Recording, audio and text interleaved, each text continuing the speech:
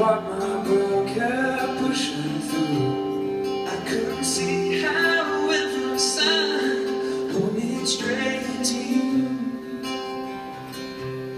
Every long lost street led me to where you are. Others who broke my heart, they were like northern stars, pointing me on my way into your loving arms. This much I know is true,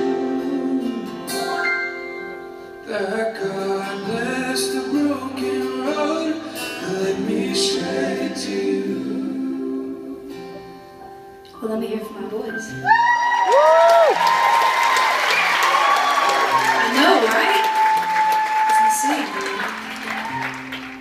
Well, I think I'm going to take a minute to really introduce myself, because I feel like I only gave you like a second, and you guys deserve my entire life. If I could sit here for an entire day, I would, but let's, I'm going to give you maybe the short version of my life and how I am here today, mostly because of you guys, but I'm going to take you way back when in the Jack's timeline, if that's okay. Is that alright with you guys?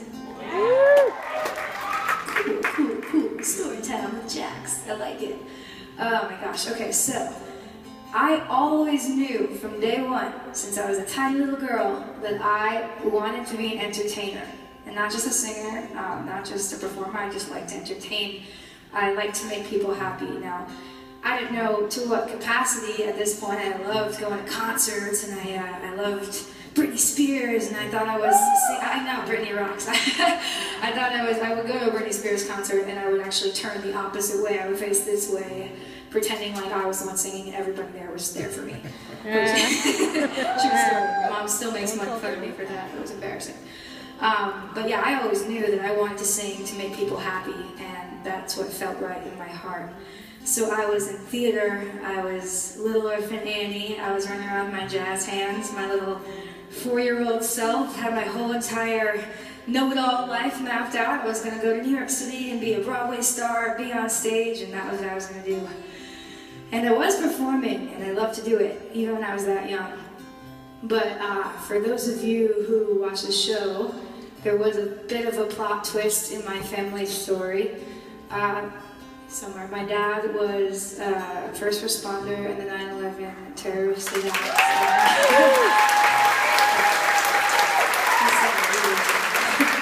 He's a proud guy. He's been recording me all day. I see him. Yeah, so my father, I gotta tell you about my dad, okay? He is not only a professional hero, he is a real-life hero. He's a hero aside from his job. So for me, he doesn't have to jump into burning buildings to save lives, because that's what he's here to do. He just helps people. He loves to help people. But it was kind of scary for everybody, because this is what he loved to do. And from 9/11 on, the next 30 days was the recovery mission. And after that, he was forced into retirement because he was injured on the job. And it kind of changed our lives and ripped the carpet out from underneath us, because he had no idea what he was going to do at that point. He was devastated. He loved his job. And now he couldn't work. Now he couldn't do what he loved. But I was still doing what I loved. And the silver lining was I was performing, I was singing, I was recording, and I had a very demanding schedule. And my dad could be home with me for the entire thing, which is amazing. And it was a blessing in disguise. We didn't realize it at the time, but really, he became my partner in crime, my second half, my best friend, and the biggest part in my team in changing the world and saving lives through music. So he didn't have to run into burning buildings and be crazy to save lives, because that's what I want to do too, in a very different way. So he's on stage with me, he's in my heart, and he's changing the world with me. So I think it's a really crazy, awesome thing. Yeah, I agree.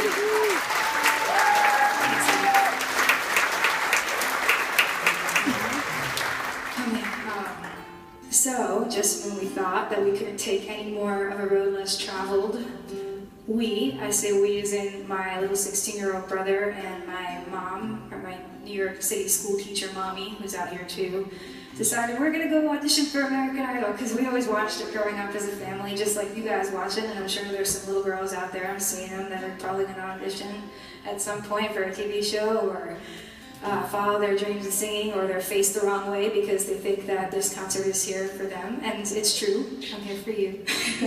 This is your concert. Yeah, we didn't really expect what really went down.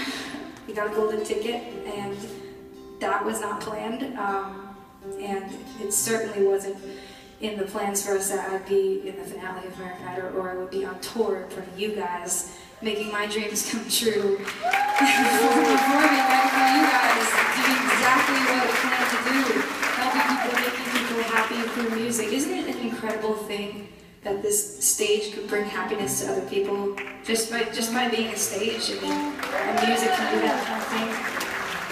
You forget about it sometimes. You forget how beautiful it could be.